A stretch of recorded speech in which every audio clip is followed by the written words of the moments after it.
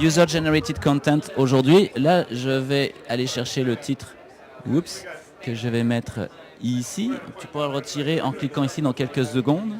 Et on est parti. Alors, on va se donner un 8 minutes d'entrevue. Si elle veut bien démarrer. Stop, start. Bon, voyons, 5, 3. Bon, alors, écoute, pendant que je parle, tu peux nous expliquer ce que tu es venu faire de nouveau ici. Il y avait une conférence donc il y a 6 mois, et puis il y en a une nouvelle du CEFRIO, et on parlait de Net Tendance. Alors, petit résumé d'abord de l'étude. Alors, en fait, Net Tendance, c'est une étude qui est réalisée depuis 10 ans par le CEFRIO. Tous les mois, on interroge 1000 Québécois, adultes québécois, donc âgés de 18 ans et plus, sur des sujets divers.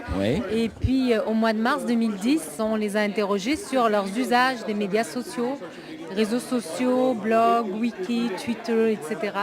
Et puis l'occasion était là aujourd'hui pour venir les présenter en primeur à Webcom. Et alors j'ai lu ce matin très rapidement un petit communiqué qui parlait du web à papy. Qu'est-ce que c'est que cette histoire? Le web à papy. Le web à papy, papa. Il paraît que les jeunes ne sont pas tellement dans les médias sociaux. Les jeunes sont dans les médias sociaux, les jeunes sont beaucoup dans les médias sociaux, mais contrairement à ce qu'on pense, il n'y a pas que les jeunes sur les médias sociaux. Nous, ce qu'on a vu, en fait, les questions sur les réseaux sociaux, on les pose depuis quelques années, et ce qu'on voit d'année en année, c'est que les plus âgés rattrapent les jeunes de façon très intéressante et de façon exponentielle. Cette année, les réseaux sociaux, les plus forts taux de croissance, on les a vus auprès des 35-54 ans. Ok, donc c'est du rattrapage en fait. Oui, c'est vraiment du rattrapage et c'est un phénomène intéressant quand on sait que les entreprises parlent de médias sociaux aujourd'hui quand il s'agit de s'adresser aux jeunes ou de recevoir la nouvelle génération. C'est plus vrai, ça.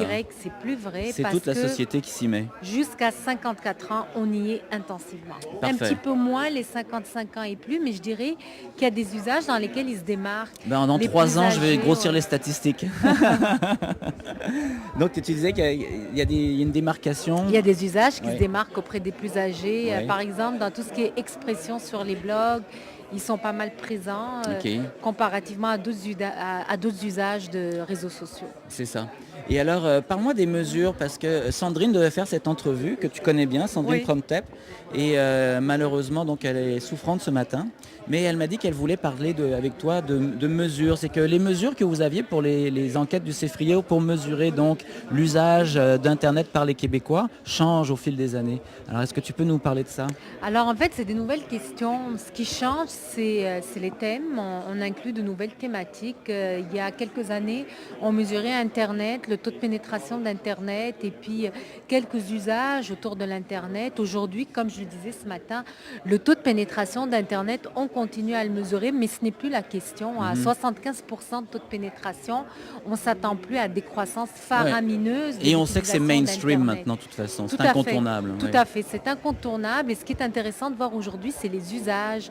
Alors, on va parler de mobilité, on va parler de web social, de transactionnel. On met vraiment l'emphase sur ces nouveaux usages qui sont vraiment les enjeux du Québec actuellement. Et ce qu'on fait beaucoup dans nos nouvelles mesures, c'est qu'on le mesure beaucoup consommateurs-entreprises pour essayer de faire le parallèle entre les deux, où en sont rendus les consommateurs et parallèlement, que font les entreprises? Est-ce qu'on peut parler de vraiment une scission, puis une adaptation de l'un envers l'autre, ou est-ce que les entreprises sont loin des consommateurs?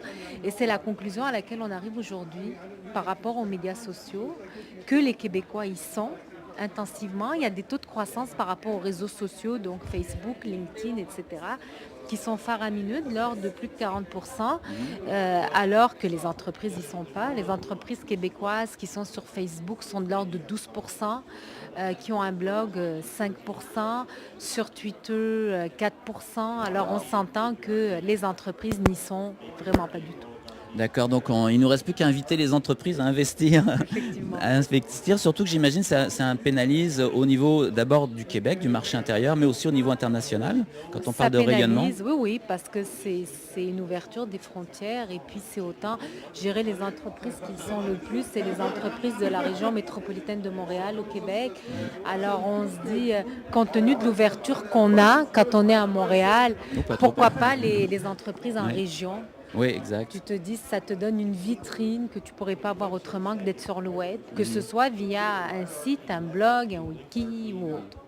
D'accord. Alors, on espère que les Québécois sont pas nés pour un petit blog, mais qu'ils vont rejoindre les médias On sociaux bientôt. l'espère, effectivement. Je te remercie beaucoup. Merci. On a encore un petit peu de temps. Est-ce que vous avez d'autres projets d'études en cours de On a beaucoup de développement projets en fait, intéressants qui en concernent lien le web? en lien avec le Web 2, le thème d'aujourd'hui de Webcom. En fait, le CFRIO a démarré un grand chantier qui est le projet qu'on appelle Web 2, qui consiste à accompagner des entreprises dans l'implantation de plateformes collaboratives. Alors, on est une équipe CFRIO avec une équipe de chercheurs, avec une équipe de professionnels. Puis l'idée, c'est vraiment de démarrer dans des entreprises des projets pilotes qui visent à expérimenter certaines plateformes Web 2 dans le cadre de leurs activités. Puis ensuite, d'avoir un genre de rapport sur c'est quoi l'impact de ce qui a été expérimenté, autant du point de vue marketing, ressources humaines, que sur les structures organisationnelles des entreprises. Alors, c'est un projet qui nous tient très à cœur parce que ce qu'on voit de plus en plus, comme je disais, les entreprises n'y sont pas, et probablement par méfiance, probablement parce qu'elles sont peu sensibilisées. Alors, un petit projet du genre permet de faire le pas en partie, puis de comprendre où on va avant de faire complètement le pas. On a d'autres projets, Génération C, Génération A. Génération A est d'ailleurs le projet sur lequel on travaille avec Sandrine. Et puis, l'idée, c'est vraiment d'aller mieux comprendre quelle société branchée il s'agit d'offrir à la génération C des 12-24 ans, puis comment l'accueillir en tant que citoyen, en tant que professionnel, etc., dans le monde actuel actif.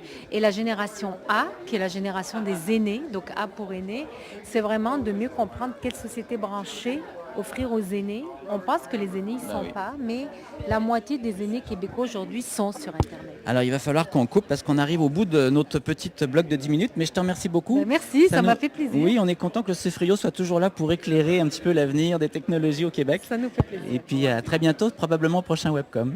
Probablement, merci. Merci Najwa. Alors, un petit jingle pour vous dire bye bye toutes les amis, comme ceci.